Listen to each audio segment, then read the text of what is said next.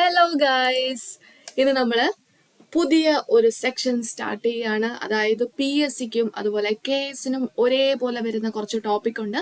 അതെല്ലാം എടുത്തു വെച്ച് നമ്മൾ PSCക്ക് വേണ്ടിയിട്ട് ഇനി വരുന്ന 2022 കുറെ എക്സാംസ് വരുന്നുണ്ട്. അതിന് വേണ്ടിയിട്ട് തയ്യാറെടുക്കാൻ പോവുകയാണ്.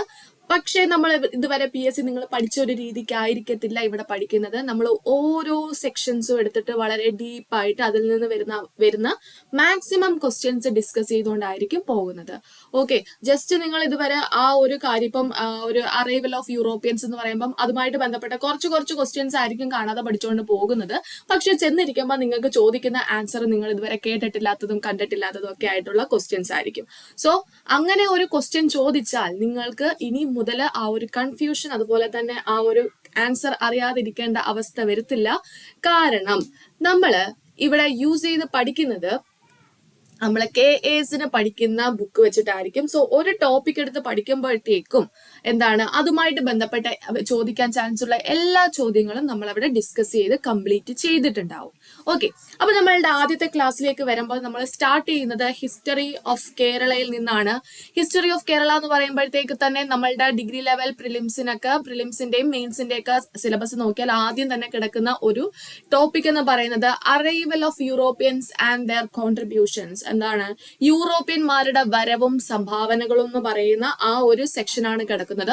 സോ എല്ലാവരും എന്താ ചെയ്യുന്നത്, എല്ലാവരും നേരെ പോയി അതുമായിട്ട് ബന്ധപ്പെട്ട കുറച്ച് ചോദ്യങ്ങൾ കാര്യങ്ങളും ഒക്കെ പഠിച്ചിട്ട് പോകും.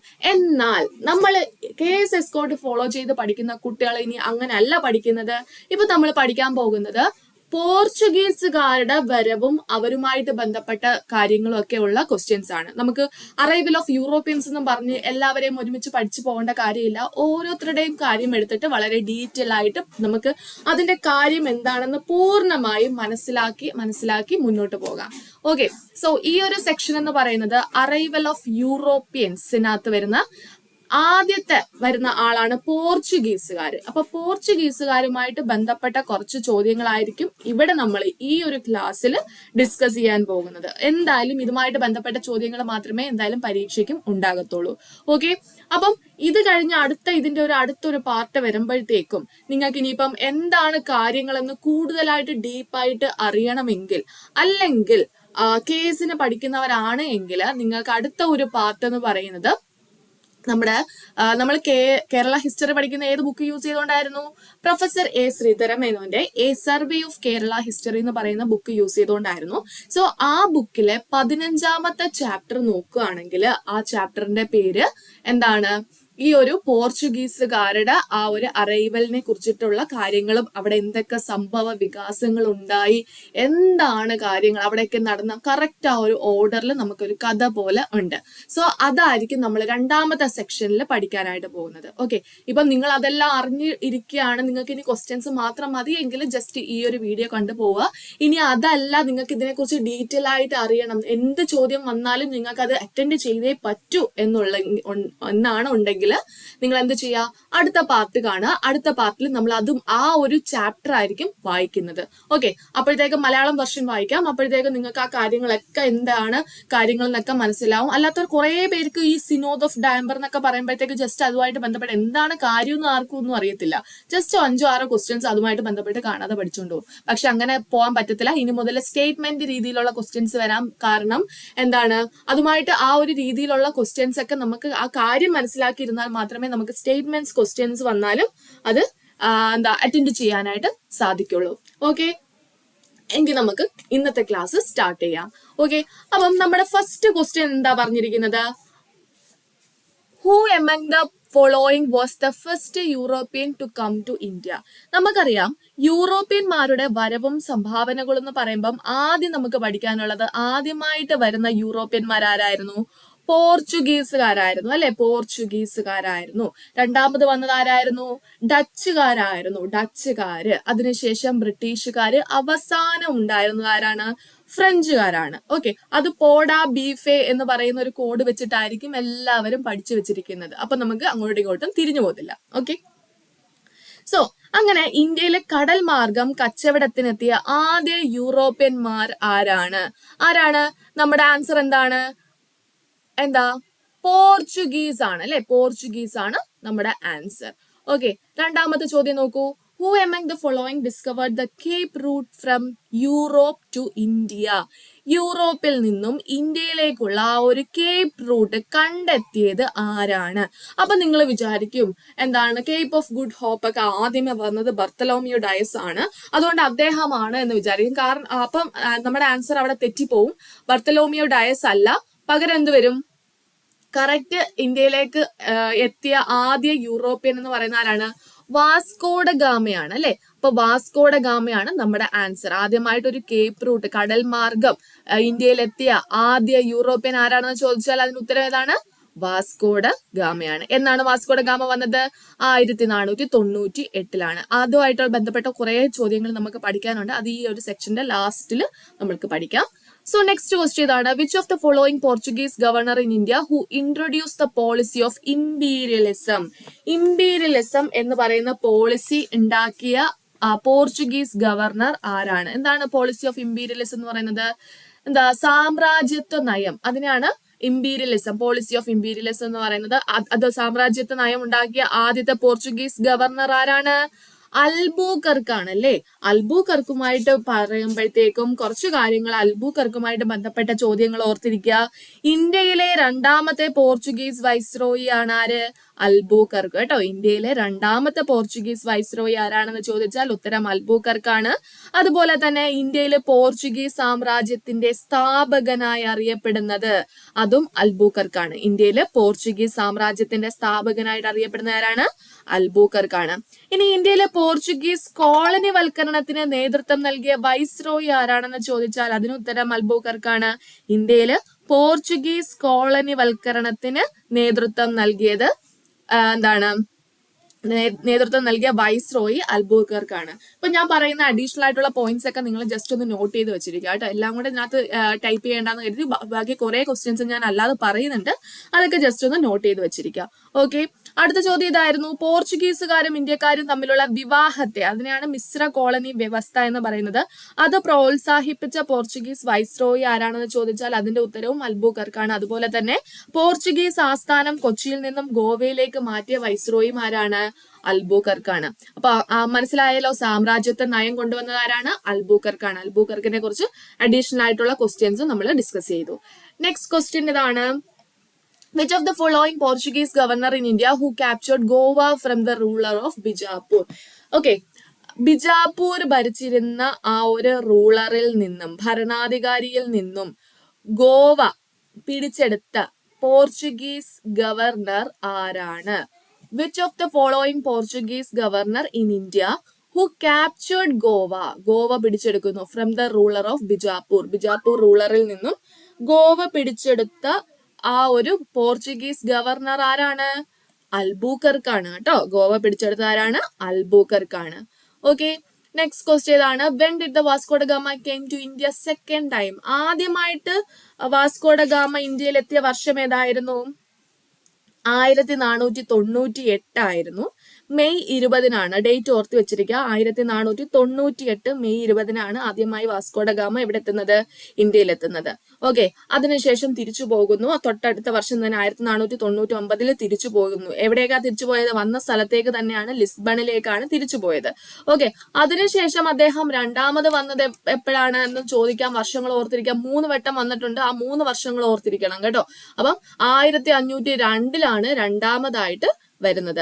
Okay, which product did Vasco da Gama took back with him to Portugal? തിരിച്ച് വാസ്കോഡ ഗാമ തിരിച്ചു പോയപ്പം ഇന്ത്യയിൽ നിന്നും കേരളത്തിൽ നിന്നും കൊണ്ടുപോയ പ്രോഡക്റ്റ് ഏതായിരുന്നു? വളരെ ഇമ്പോർട്ടന്റ് ആയിട്ടുള്ള ഒരു സെക്ഷൻ ആയിരുന്നു. വളരെ ഇമ്പോർട്ടന്റ് ആയിട്ടുള്ള ഒരു സാധനമായിരുന്നു. ഏതായിരുന്നു? ബ്ലാക്ക് പെപ്പർ, കുരുമുളകായിരുന്നു കൊണ്ടുപോയിരുന്നത്. Okay, who had welcomed Vasco da Gama at Calicut in 1498? 1498 Vasco da ഗാമയെ സ്വീകരിച്ച ആരായിരുന്നു എന്നാണ് ചോദിക്കുന്നത്. ആരാണ് സ്വീകരിച്ചത്? സാമൂതിരി ആയിരുന്നു. കോഴിക്കോട്ടെ സാമൂതിരി ആയിരുന്നു എന്ത് ചെയ്തിരുന്നത്? വാസ്കോഡ ഗാമ 1498 ആദ്യമായിട്ട് വന്നപ്പം സ്വീകരിച്ചിരുന്നത്. ഓക്കെ, ഇതുമായിട്ട് ബന്ധപ്പെട്ട കുറെ കാര്യങ്ങളുണ്ട്. ഇങ്ങനെ സാമൂതിരി അദ്ദേഹത്തെ സ്വീകരിച്ചെങ്കിലും അദ്ദേഹം കുറെ ആവശ്യങ്ങളൊക്കെ പറഞ്ഞപ്പോഴത്തേക്കും സാമൂതിരി നിരസിക്കുന്നു. അങ്ങനെ കൊച്ചി രാജാവ് കൂട്ടുകൂടുന്നു. അങ്ങനെ ഒരുപാട് കഥകൾ നമുക്ക് പഠിക്കാൻ ഇതുമായിട്ട് ബന്ധപ്പെട്ട് അവർ കറക്റ്റായിട്ട് ഇവിടെ വന്ന് എന്തൊക്കെ കാണിച്ചു കൂട്ടിയിട്ടുണ്ടെന്നൊക്കെ പഠിക്കാനായിട്ട് നമ്മൾ അടുത്ത സെക്ഷൻ കാണുക കേട്ടോ. അത് കഥ പോലെ എല്ലാ കാര്യങ്ങളും പറയുന്നുണ്ട്. ഓക്കെ, അതുപോലെ തന്നെ what was carters system? Carters system എന്ന് പറയുന്നത് എന്തായിരുന്നു? ഈ അറേബ്യൻ കടലില് കപ്പലുകൾ പോകുമ്പം അതിനകത്ത് നിന്ന് ടാക്സ് കളക്ട് ചെയ്യുന്നതിനായിരുന്നു എന്തെന്ന് പറയുന്നത്? കാർട്ടേഴ്സ് സിസ്റ്റം എന്ന് പറയുന്നത്. എന്തായിരുന്നു ഫെയ്ത്തോറിയ സിസ്റ്റം എന്ന് പറയുന്നത്? ഫെയ്ത്തോറിയ സിസ്റ്റം എന്ന് പറയുന്നത് പോർട്ടുകളിലേക്ക് കയറാൻ വേണ്ടിയിട്ട് ടാക്സ്, എൻട്രി ടാക്സ് ഉണ്ട്, അതിനെയാണ് എന്തെന്ന് പറയുന്നത്? ഫെയ്ത്തോറിയ സിസ്റ്റം എന്ന് പറയുന്നത്. Who was the first Portuguese viceroy in India? ഇന്ത്യയിലെ ആദ്യത്തെ പോർച്ചുഗീസ് വൈസ്രോയി ആരാണ്? ഫ്രാൻസിസ്കോ ഡി അൽമേഡയാണ് കേട്ടോ. അൽമേഡയാണ് ആദ്യത്തെ പോർച്ചുഗീസ് വൈസ്രോയി. അടുത്ത ചോദ്യം ഇതാണ്. Which Portuguese viceroy adopted the blue water policy? നീലജല നയം കൊണ്ടുവന്നത്. നീലജല നയം എന്ന് വെച്ചാൽ എന്തായിരുന്നു? ശക്തമായ നാവികപ്പടയെ വളർത്തിയെടുക്കുന്നതിലൂടെ സമുദ്ര മേധാവിത്വം സ്ഥാപിച്ച് പോർച്ചുഗീസുകാർ വ്യാപാരം വളർത്തുക എന്ന നയത്തിനെയായിരുന്നു എന്തെന്ന് പറഞ്ഞത്? ബ്ലൂ വാട്ടർ പോളിസി എന്ന് പറഞ്ഞിരുന്നത് കേട്ടോ. നീലജല നയം എന്ന് പറഞ്ഞിരുന്നത്. ഓക്കെ, നെക്സ്റ്റ് ക്വസ്റ്റ്യൻ ഇതാണ്. Which company was established by Portuguese to trade with India? ഇന്ത്യയുമായിട്ട് ട്രേഡ് ചെയ്യാൻ വേണ്ടിയിട്ട് പോർച്ചുഗീസുകാർ എസ്റ്റാബ്ലിഷ് ചെയ്ത കമ്പനി ഏതായിരുന്നു? എസ്റ്റാഡോ ഡ ഇന്ത്യ എന്ന് പറയുന്ന ആ ഒരു കമ്പനി ആയിരുന്നു. Okay, next question. Which is the first Portuguese came to India through Cape of Good Hope? Cape of Good Hope വഴി ഇന്ത്യയിലെത്തിയ ആദ്യ പോർച്ചുഗീസുകാരൻ ആരാണ്? വാസ്കോ ഡ ഗാമയാണ്. ഇനി ആരാണ് കേപ്പ് ഓഫ് ഗുഡ് ഹോപ്പിൽ ആദ്യമായിട്ട് വിസിറ്റ് ചെയ്ത പോർച്ചുഗീസുകാരൻ എന്ന് ചോദിച്ചാൽ ബർത്തലോമിയോ ഡയസ് ആയിരുന്നു. ബർത്തലോമിയോ ഡയസ് ആദ്യമേ വന്നെങ്കിലും അദ്ദേഹത്തിന് എന്ത് ചെയ്യാൻ പറ്റിയില്ല, ഇന്ത്യയിലേക്ക് അടുക്കാനായിട്ട് പറ്റിയില്ല, വഴിതെറ്റിപ്പോയി. അങ്ങനെ അദ്ദേഹം തിരിച്ചു പോവുകയാണ് ചെയ്തത്. ഓക്കെ, അപ്പൊ ആദ്യമായിട്ട് കേപ്പ് ഓഫ് ഗുഡ് ഹോപ്പിൽ എത്തിയ വ്യക്തി ആരാണ് എന്ന് ചോദിച്ചാൽ അതിന് ഉത്തരം ബർത്തലോമിയോ ഡയസ് ആണ്. ഇനി കേപ്പ് ഓഫ് ഗുഡ് ഹോപ്പ് വഴി ഇന്ത്യയിൽ എത്തിയ ആദ്യത്തെ പോർച്ചുഗീസ് വ്യക്തി ആരാണെന്ന് ചോദിച്ചാൽ വാസ്കോ ഡ ഗാമയാണ്. അങ്ങോട്ടും ഇങ്ങോട്ടും തിരിഞ്ഞു പോകരുത് കേട്ടോ. ഇനി next question. Which Gujarati help Vasco da Gama to reach India? ഇന്ത്യയിൽ എത്താൻ വാസ്കോ ഡ ഗാമയെ സഹായിച്ച ഗുജറാത്തിയുടെ പേര് എന്താണ്? അബ്ദുൾ മാനിക് എന്നാണ് പേര് കേട്ടോ. Abdul Manik. When did Albuquerque first came to India? Albuquerque ആദ്യമായിട്ട് ഇന്ത്യയിൽ വന്നത് എന്നാണ്? 1503 1503. വളരെ ഇമ്പോർട്ടന്റ് ആണ്, ഓർത്തിരിക്കുക. When did Albuquerque become the viceroy in India? 1503 വന്നെങ്കിലും അൽബുക്കർക്ക് ഇന്ത്യയുടെ വൈസ്രോയി ആയിട്ട് മാറുന്ന എന്നാണ്? 1509. Okay, when did Albuquerque snatch Goa from Yusuf Adil Shah ruler of Bijapur? Bijapur ഭരണാധികാരിയായ യൂസഫ് ആദിൽ ഷായിൽ നിന്നും ഗോവ പിടിച്ചെടുക്കിയത് എന്നാണ്? തൊട്ടടുത്ത വർഷം, വൈസ്രോയി ആയതിന്റെ തൊട്ടടുത്ത വർഷം, അതായത് 1510 കേട്ടോ. 1510. Which Portuguese viceroy shifted the capital to Goa from Cochin? Okay, capital കൊച്ചിയിൽ നിന്നും എന്താ ചെയ്യുന്നു? ഗോവയിലേക്ക് മാറ്റിയത് ഏത് വൈസ്രോയി ആണ്? നുനോ ഡ കുൻഹയാണ് കേട്ടോ. നുനോ ഡ കുൻഹയാണ് എന്താ ചെയ്യുന്നത്? കൊച്ചിയിൽ നിന്നും ഗോവയിലേക്ക് ഇവരുടെ തലസ്ഥാനം മാറ്റുന്നത്. Okay, when did Nuno da Cunha shifted the capital to Goa from Cochin? കൊച്ചിയിൽ നിന്ന് ഗോവയിലേക്ക് എന്നാണ് നുനോ ഡ കുൻഹ ആ ഒരു ക്യാപിറ്റലിനെ മാറ്റുന്നത്? 1530. കുറെ വർഷം കഴിഞ്ഞിട്ടാണ്. Okay, 1530. Next question. Who to control of Chaul, Salsette and Bombay? ആരാണ് ആ ഒരു കൺട്രോൾ ഒക്കെ പിടിച്ചടക്കിയത്? ചൗളിനെ, സാൽസെറ്റിലെയും ബോംബെയുടെ ഒക്കെ? നുനോ ഡ കുൻഹയാണ് അതെല്ലാം പിടിച്ചെടുത്തത് കേട്ടോ. In which battle Britishers broke the Portuguese monopoly? ആ പോർച്ചുഗീസുകാരുടെ ആ ഒരു നയമെല്ലാം അടിച്ചമർത്തിയത്, ബ്രിട്ടീഷുകാർ വന്ന് അടിച്ചമർത്തിയത് ഏത് ബാറ്റിലാണെന്ന് ചോദിച്ചാൽ ഇൻ ദ ബാറ്റിൽ ഓഫ് സുവാലി. സുവാലി എന്ന് പറയുന്ന ആ ഒരു ബാറ്റിലാണ് എന്ത് ചെയ്യുന്നത്? പോർച്ചുഗീസുകാരുടെ ആ ഒരു അവരുടെ ആ ഒരു ഇതുണ്ടല്ലോ, ഭരിക്കുന്ന ആ ഒരു രീതി എന്ത് ചെയ്യുന്നു? ബ്രിട്ടീഷുകാർ അടിച്ചമർത്തുന്നത് in the battle of Suvali ആണ്. When did battle of Suvali happened? എന്താണ് നടന്നതെന്ന് ചോദിച്ചാൽ 1612 AD. ഓക്കെ, അതൊക്കെ നമുക്ക് ബ്രിട്ടീഷുകാരുടെ കാര്യങ്ങളൊക്കെ പഠിക്കുമ്പോൾ അത് പഠിക്കുന്നുണ്ട്. സോ നെക്സ്റ്റ് ക്വസ്റ്റ്യൻ ഇതാണ്. Under which treaty Bassein and Bombay came under the influence of Portuguese?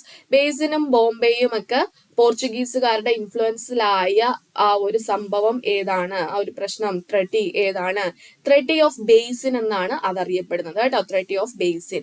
അപ്പം with whom Portuguese sign the treaty of Bassein in 1534. 1534 treaty of Bassein പോർച്ചുഗീസുകാർ ആരുമായിട്ടാണ് സൈൻ ചെയ്തതെന്ന് ചോദിച്ചാൽ ബഹദൂർ ഷായുമായിട്ടാണ്. ഗുജറാത്തിലെ ഭരണാധികാരി ആയിരുന്ന ബഹദൂർ ഷായുമായിട്ടാണ് എന്ത് ചെയ്യുന്നത്, പോർച്ചുഗീസുകാര് എന്ത് ചെയ്യുന്നത്, ട്രെറ്റി ഓഫ് ബേസിൻ സൈൻ ചെയ്യുന്നത്. വളരെ ഇമ്പോർട്ടന്റ് ആണ്, ഓർത്തു വെച്ചിരിക്കുക. Next question, when did Portuguese given Bombay as a dowry to prince Charles? Prince ചാൾസിന് ബോംബെ ഒരു സ്ത്രീധനമായിട്ട് കൊടുക്കുന്നു. പോർച്ചുഗീസുകാർ കൊടുത്തത് എന്നാണ്? 1661. When did Mughals recaptured Hooghly from Portuguese? എന്നാണ് പോർച്ചുഗീസുകാരിൽ നിന്നും മുഗൾസ് എന്ത് ചെയ്യുന്നു, ഹൂഗ്ലി തിരിച്ചു പിടിക്കുന്നത്? 1631. വർഷമൊക്കെ വളരെ ഇമ്പോർട്ടന്റ് ആണ്, പഠിച്ചു വെച്ചിരിക്കുക. Under which treaty Portugal and Spain divided the non Christian world? Non Christian വേൾഡിനെ അവർക്കിടയിലായിട്ട് രണ്ടായിട്ട് ഡിവൈഡ് ചെയ്യുന്നു. എങ്ങനെയായിരുന്നു? ഒരു ഇമാജിനറി ലൈൻ വെച്ചിട്ട്, അറ്റ്ലാന്റിക്കിൽ ഒരു ഇമാജിനറി ലൈൻ വെച്ചുകൊണ്ട് കുറച്ച് പോർഷൻ ആരെടുക്കുന്നു? പോർച്ചുഗൽ എടുക്കുന്നു. കുറച്ച് പോർഷൻ ആരെടുക്കുന്നു? സ്പെയിൻ എടുക്കുന്നു. എന്നായിരുന്നു? ഏത് ട്രെറ്റിയുമായിട്ട് ബേസ് ചെയ്താണ്ടായിരുന്നു? ട്രെറ്റി ഓഫ് ടോർഡെസിലാസ്. ടോർഡെസിലാസ് എന്ന് പറയുന്ന 1494 ഒരു ട്രെറ്റിയുമായിട്ട് ബേസ് ചെയ്തുകൊണ്ടായിരുന്നു അവരെന്ത് ചെയ്യുന്നത്, ആ ഒരു അറ്റ്ലാന്റിക് ഇമാജിനറി ലൈൻ വെച്ചിട്ട് നോൺ ക്രിസ്ത്യാനിക് വേൾഡിനെ രണ്ടായിട്ട് ഡിവൈഡ് ചെയ്യുന്നത്. Okay, next question, when did Portuguese navigator Bartolomeu Dias rounded the Cape of Good Hope? Cape of Good Hope Bartolomeu Dias ചുറ്റി സഞ്ചരിച്ചത് എന്നാണ്? 1487 കേട്ടോ. 1487. When did Marathas captured Salsette and Bassein from Portuguese? Marathas എന്ത് ചെയ്യുന്നു? പോർച്ചുഗീസുകാരിൽ നിന്നും സാൽസെറ്റും ബേസിനും തിരിച്ചു പിടിച്ചത് എന്നാണ്? 1739 കേട്ടോ. 1739 തിരിച്ചു പിടിക്കുന്നത്. Next question, which place was used as the base of piracy in Bay of Bengal by Portuguese? ഏത് സ്ഥലമായിരുന്നു പോർച്ചുഗീസുകാര് എന്തായിരുന്നു base of piracy? Bay of ബംഗാളിലെ പൈറസി ആയിട്ട് യൂസ് ചെയ്തിരുന്നത് ഹൂഗ്ലി ആയിരുന്നു. ഹൂഗ്ലി എന്ന് പറയുന്ന സ്ഥലമായിരുന്നു. Okay, which of the south trading ports were under the control of Portuguese? പോർച്ചുഗീസുകാരുടെ കൺട്രോളിൽ ഉണ്ടായിരുന്ന സൗത്ത് ട്രേഡിംഗ് പോർട്ടുകൾ ഏതൊക്കെയായിരുന്നു? മാൻഗലൂർ ഉണ്ടായിരുന്നു, കന്നണ്ണൂർ ഉണ്ടായിരുന്നു, കൊച്ചിൻ, കാലിക്കറ്റ്, ഇതെല്ലാം എന്തായിരുന്നു? പോർച്ചുഗീസുകാരുടെ കയ്യിലായിരുന്നു. Next question, who was responsible for revenues and cargoes and the dispatch of fleet under the Portugal administration? Okay, ആരായിരുന്നു റവന്യൂ കാര്യങ്ങളും കാർഗോയുടെ കാര്യങ്ങളും ഡിസ്പാച്ച് കാര്യങ്ങളും എല്ലാം നോക്കിയിരുന്നത് പോർച്ചുഗൽ അഡ്മിനിസ്ട്രേഷനില്? വെഡോർ ഡാ ഫാസന്റെ ആയിരുന്നു കേട്ടോ. വെഡോർ ഡാ ഫാസന്റെ ആയിരുന്നു നോക്കിയിരുന്നത്. Who were sent to the Akbar court by Portuguese in 1580? 1580 അക്ബറിന്റെ സഭയിലേക്ക് പോർച്ചുഗീസുകാർ ആരെയൊക്കെയാണ് അയച്ചത്? റൊഡോൾഫോ അക്വാവിവേനെയും ആന്റോണിയോ മോൺസെററ്റിനെയാണ് അവരെന്ത് ചെയ്യുന്നത്? അക്ബറിന്റെ സഭയിലേക്ക്, കോർട്ടിലേക്ക് അയക്കുന്നത്. ഓക്കെ, ഇത്രയും ചോദ്യങ്ങൾ ഇതുമായിട്ട് ബന്ധപ്പെട്ട് പഠിച്ചിരിക്കുക. നെക്സ്റ്റ് നമുക്ക് വാസ്കോഡ ഗാമയായിട്ട് ബന്ധപ്പെട്ട കുറച്ച് കാര്യങ്ങൾ ഡീറ്റെയിൽ ആയിട്ട് പഠിക്കാനായിട്ടുണ്ട്. ഓക്കെ, അപ്പൊ എന്തൊക്കെയാണെന്ന് നോക്കാം. ആദ്യം വാസ്കോഡ ഗാമ എന്താണ്? First European navigator to reach Kerala. കേരളത്തിലെത്തിയ, ഇന്ത്യയിലെത്തിയതെന്ന് ചോദിച്ചാലും കേരളത്തിലെത്തിയ യൂറോപ്യൻ നാവിഗേറ്റർ ആരാണെന്ന് ചോദിച്ചാൽ അതിന്റെ ഉത്തരം എന്താണ്? വാസ്കോഡ ഗാമയാണ്. വാസ്കോഡ ഗാമ എന്നാണ് ലിസ്ബണിൽ നിന്ന് തിരിക്കുന്നത്? 1497 ജൂലൈ 8. വളരെ ഇമ്പോർട്ടന്റ് ആണ്, ചോദിച്ചിട്ടുള്ള ക്വസ്റ്റ്യൻ ആണ്. എന്നാണ് ലിസ്ബണിൽ നിന്ന് തിരിച്ചതെന്ന് ചോദിച്ചിട്ടുണ്ടായിരുന്നു. 1497 ജൂലൈ 8 ലിസ്ബണിൽ നിന്നും വാസ്കോഡ ഗാമ യാത്ര തിരിക്കുന്നത്. ഓക്കെ, എത്ര പേരുണ്ടായിരുന്നു? 170 പേരായിരുന്നു വാസ്കോഡ ഗാമയ്ക്കൊപ്പം അതിനകത്ത് ഉണ്ടായിരുന്നത്. ഓക്കെ, ഇന്ത്യയിൽ എത്തിയത് എന്നാണെന്നും വളരെ ഇമ്പോർട്ടന്റ് ആണ്. ഇന്ത്യയിൽ എത്തിയതെന്നാണ് 1498. തൊട്ടടുത്ത വർഷം മെയ് 20 എന്താ കാലിക്കറ്റിലെ കാപ്പാട് ബീച്ചിലെത്തുന്നു. ഇനി കാപ്പാടിൽ എവിടെയാണ് എത്തിയത്? പന്തലയാനി ബീച്ചിലാണ് കേട്ടോ. പന്തലയാനി ബീച്ചാണ്, ചേമാഞ്ചേരി പഞ്ചായത്തിലുള്ള പന്തലയാനി ബീച്ചിലാണ് എന്ത് ചെയ്യുന്നത്? വാസ്കോഡ ഗാമ എത്തുന്നത്. ഇനി വാസ്കോഡ ഗാമ വന്ന ആ ഒരു കപ്പൽ വ്യൂഹത്തിന്റെ പേരെന്താണ്? Sao Gabriel. സെന്റ് ഗബ്രിയേൽ എന്നും സാവോ ഗബ്രിയേൽ എന്നും പറയാം കേട്ടോ. Name of the ship which Vasco da Gama used to reach India ഏതാണ്? സാവോ ഗബ്രിയേൽ ആണ്. അപ്പൊ സാവോ ഗബ്രിയേലിനകത്ത് ഉണ്ടായിരുന്ന മറ്റ് 2 കപ്പലുകൾ ഏതൊക്കെയായിരുന്നു? സാവോ റാഫേലും സാവോ മിഗുലും ആയിരുന്നു കേട്ടോ. ബെറിയോ എന്നും പറയാം. ഓക്കെ, ആ മിഗുലിന്റെ മറ്റൊരു പേരാണ് ബെറിയോ. കൂടുതലും ബെറിയോ എന്നായിരിക്കും ഓപ്ഷൻസിൽ വന്നിട്ടുള്ളത്. സോ റാഫേലും ബെറിയോയും എന്നുള്ളത് ഓർത്ത് വെക്കുക. സെന്റ് റാഫേൽ, സെന്റ് ബെറിയോ എന്നും പറയാം, അല്ലെങ്കിൽ സാവോ റാഫേൽ, സാവോ ബെറിയോ എന്നും പറയാം. ഓക്കെ, പേരുകളെല്ലാം വളരെ ഇമ്പോർട്ടന്റ് ആണ്. ഓക്കെ, 4 കപ്പലുകളായിട്ടായിരുന്നു എന്ത് ചെയ്യുന്നത്, സ്റ്റാർട്ടഡ് ഔട്ട് വിത്ത് 4 കപ്പൽ, 4 ഷിപ്സ് ഉണ്ടായിരുന്നു. King of Portugal at the time of Vasco da Gama made an voyage to India.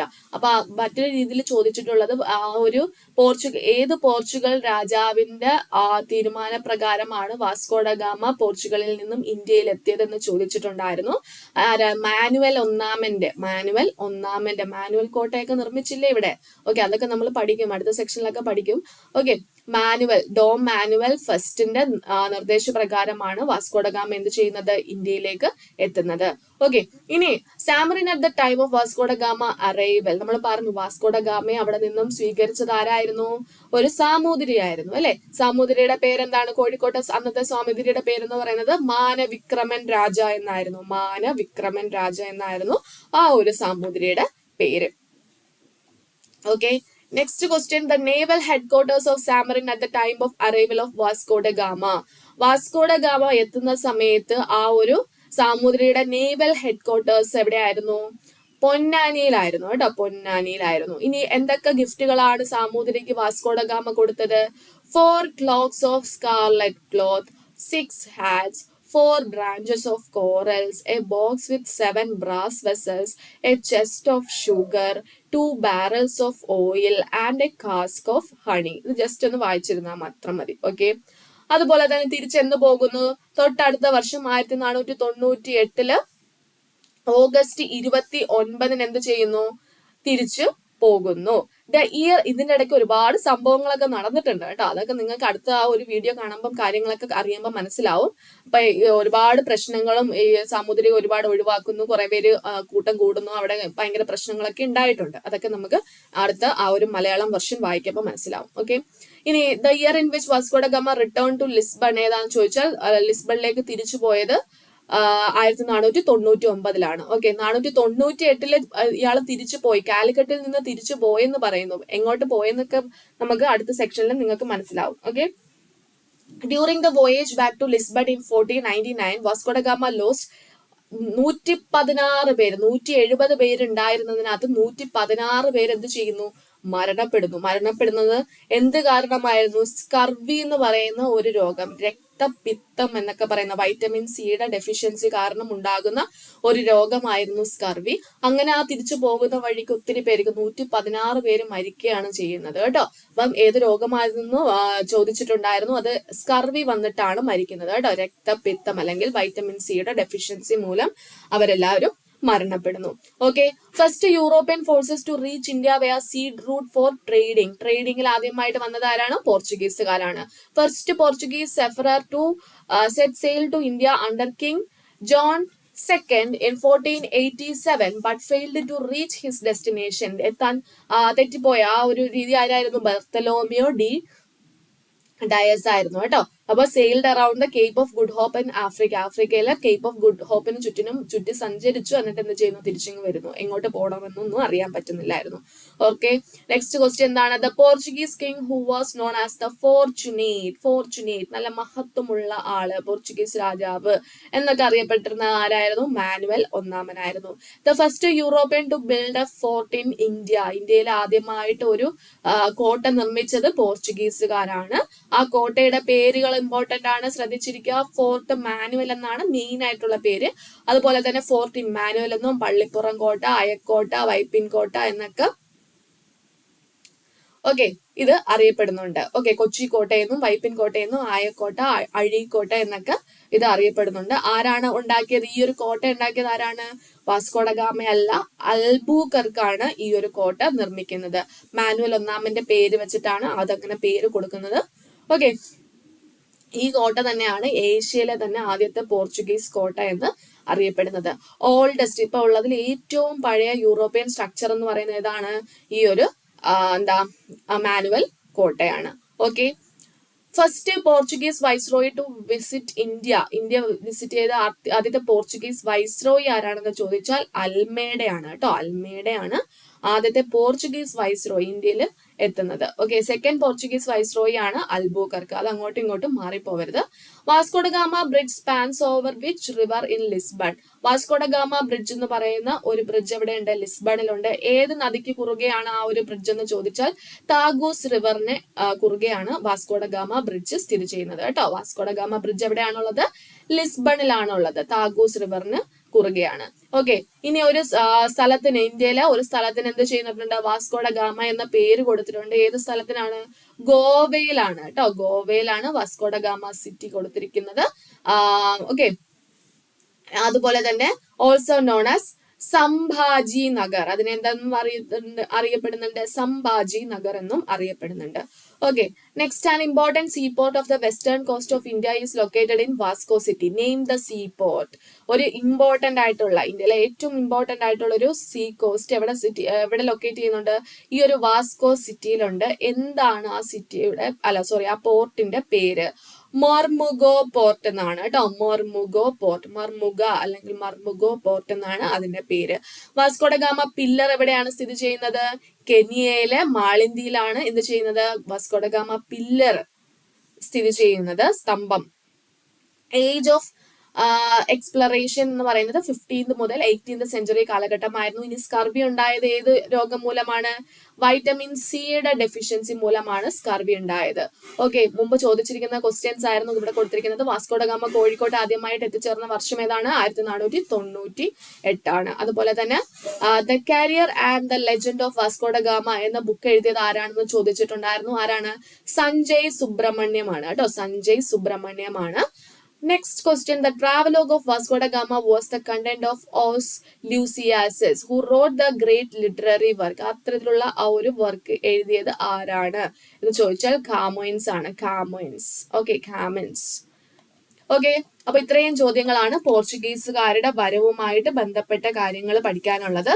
Okay, ഇതിന്റെ അഡീഷണൽ ആയിട്ട് പറയുന്ന പോയിന്റ്സ് എന്തൊക്കെയാണെന്ന് ചോദിച്ചാല്, വാസ്കോ ഡ ഗാമ 3 വട്ടം ഇവിടത്തേക്ക് ഇന്ത്യയിലേക്ക് വന്നിട്ടുണ്ട്. ആദ്യം വന്നത് നമ്മൾ പറഞ്ഞു 1498 രണ്ടാമതായിട്ട് വരുന്നത് 1502 പറഞ്ഞു. അപ്പൊ മൂന്നാമതായിട്ട് വന്നത് ഏത് വർഷമാണെന്ന് ചോദിച്ചാല് 1524 കേട്ടോ. 1524 ശ്രദ്ധിച്ചിരിക്കുക, ഒന്ന് നോട്ട് ചെയ്ത് വെച്ചിരിക്കുക. ഓക്കെ, അപ്പം 1524 എത്തിയപ്പോഴത്തേക്കാണ് Vasco da Gama Portuguese viceroy ആയിട്ട് ഇന്ത്യയിൽ എത്തുന്നത്. Okay, Vasco da Gama Portuguese viceroy ആയിട്ട് ഇന്ത്യയിൽ എത്തിയ വർഷം ഏതാണ്? 1524. വാസ്കോ ഡ ഗാമ അന്തരിച്ചത് എന്നാണെന്ന് ചോദിച്ചാൽ 1524 ഡിസംബർ 24 ക്രിസ്മസിന്റെ തലേ ദിവസം അദ്ദേഹം വൈസ്രോയി ആയിട്ട് ഇന്ത്യയിൽ വന്ന ആ ഒരു വർഷം തന്നെ ക്രിസ്മസിന്റെ തലേ ദിവസമാണെന്ന് ഓർത്തു വെച്ചിരിക്കുക. 1524 ഡിസംബർ 24. ഓക്കെ, അപ്പൊ വാസ്കോ ഡ ഗാമയുടെ ഭൗതിക ശരീരം ആദ്യം അടക്കം ചെയ്ത പള്ളി കൊച്ചിയിലെ സെന്റ് ഫ്രാൻസിസ് പള്ളിയിലായിരുന്നു. വാസ്കോ ഡ ഗാമയുടെ ഭൗതിക ശരീരം ആദ്യമായിട്ട് അടക്കം ചെയ്ത പള്ളി ഏതായിരുന്നു? കൊച്ചിയിലെ സെന്റ് ഫ്രാൻസിസ് പള്ളിയിലായിരുന്നു. വാസ്കോ ഡ ഗാമയുടെ ഭൗതിക ശരീരം കൊച്ചിയിൽ നിന്നും 1539 ആയപ്പോഴത്തേക്കും എന്ത് ചെയ്യുന്നു? പോർച്ചുഗലിലേക്ക് തിരിച്ചു കൊണ്ടുപോവുകയാണ് ചെയ്യുന്നത്. ഇന്ത്യൻ മഹാസമുദ്രത്തിന്റെ സേനാധിപതി അല്ലെങ്കിൽ ഇന്ത്യൻ മഹാസമുദ്രത്തിന്റെ അധിപൻ എന്നൊക്കെ അറിയപ്പെടുന്നത് വാസ്കോ ഡ ഗാമയാണ്. അപ്പൊ വാസ്കോ ഡ ഗാമയെ ഇന്ത്യൻ മഹാസമുദ്രത്തിന്റെ സേനാധിപതി എന്നും അധിപൻ എന്നും ഒക്കെ വിശേഷിപ്പിച്ചത് ആരാണ്? അദ്ദേഹത്തിനെ ഇങ്ങോട്ട് വിട്ട പോർച്ചുഗീസ് രാജാവ് തന്നെയായിരുന്നു. ആര്? മാനുവൽ രാജാവാണ് അങ്ങനെയൊക്കെ അദ്ദേഹത്തിനെ വിശേഷിപ്പിച്ചത്. ഓക്കെ, വാസ്കോ ഡ ഗാമയുടെ ഭൗതിക ശരീരം അടക്കം ചെയ്ത പോർച്ചുഗലിലെ പള്ളിയുടെ പേര് ചോദിച്ചാൽ ലിസ്ബണിലെ ജെറോണിമസ് കത്തീഡ്രൽ എന്ന് പറയുന്ന ആ ഒരു പള്ളിയിലാണ് അദ്ദേഹത്തിനെ അടക്കം ചെയ്തത്. വാസ്കോ ഡ ഗാമ എന്ന സ്ഥലം എവിടെയാണെന്ന് നമ്മൾ പഠിച്ചല്ലോ, ഗോവയിലാണ്. ഓക്കെ, അപ്പൊ കരമാർഗം ഇന്ത്യയിൽ ആദ്യമായി എത്തിയ പോർച്ചുഗീസ് സഞ്ചാരി ആരാണെന്ന് ചോദിച്ചാൽ പെറോഡ കോവിൽഹ ആണ് കേട്ടോ. പെറോഡ കോവിൽഹ. കടൽ മാർഗം ചോദിച്ചാൽ നമ്മൾ വാസ്കോ ഡ ഗാമയുടെ പേര് പറയണം. കരമാർഗം ചോദിച്ചാൽ കോവിൽഹായുടെ പേര് പറയണം. ആഫ്രിക്കയിലെ ശുഭപ്രതീക്ഷ മുനമ്പിനെയാണ് എന്തെന്ന് പറയുന്നത്? കേപ്പ് ഓഫ് ഗുഡ് ഹോപ്പ് എന്ന് പറയുന്നത്. അത് ചുറ്റി സഞ്ചരിച്ച ആദ്യത്തെ വ്യക്തി പോർച്ചുഗീസ് നാവികൻ ആരാണെന്ന് ചോദിച്ചാൽ ബർത്തലോമിയോ ഡയസിനെ പറയണം. ഓക്കെ, അപ്പൊ വാസ്കോ ഡ ഗാമയുടെ പിൻഗാമിയായിട്ട് ഇന്ത്യയിൽ എത്തിയ പോർച്ചുഗീസ് നാവികൻ ആരാണെന്ന് ചോദിച്ചാൽ പെഡ്രോ അൽവാരസ് കബ്രാളിന്റെ പേര് പറയണം. Pedro Alvarez Cabral. Okay, Pedro Alvarez Cabral. ഇന്ത്യയിലെ ആദ്യത്തെ പോർച്ചുഗീസ് വൈസ്രോയി നമ്മൾ പഠിച്ചു, എന്താണ്? Francisco de അൽമേഡയാണ്. ഓക്കെ, ഇത്രയും ചോദ്യങ്ങളാണ് നമുക്ക് ഇവിടേക്ക് ഈ ഒരു സെക്ഷനിൽ നിന്ന് പഠിക്കാനുള്ളത്. ഓക്കെ, അപ്പൊ നമ്മൾ അടുത്ത ആ ഒരു പാർട്ട് കാണുക. പാർട്ട് കണ്ടിട്ട് പോർച്ചുഗീസുകാരിങ്ങനെ കേരളത്തിലേക്ക് എത്തുന്നതും പിന്നീട് എന്തൊക്കെ കാര്യങ്ങളാണ് ഇവിടെ സംഭവിച്ചു കൂട്ടിയതെന്നും എന്താണ് സിനോഡ് ഓഫ് ഡയംബർ, എന്താണ് ഇവരുടെ അവസാനം എങ്ങനെ ആയിരുന്നു എന്നുള്ള കഥയായിട്ട് നിങ്ങൾക്ക് അടുത്ത ഒരു വീഡിയോ വരുന്നതാണ്. ഓക്കെ, അപ്പൊ നമുക്കിനി ആ ഒരു സെക്ഷനിൽ കാണാം. Thank you.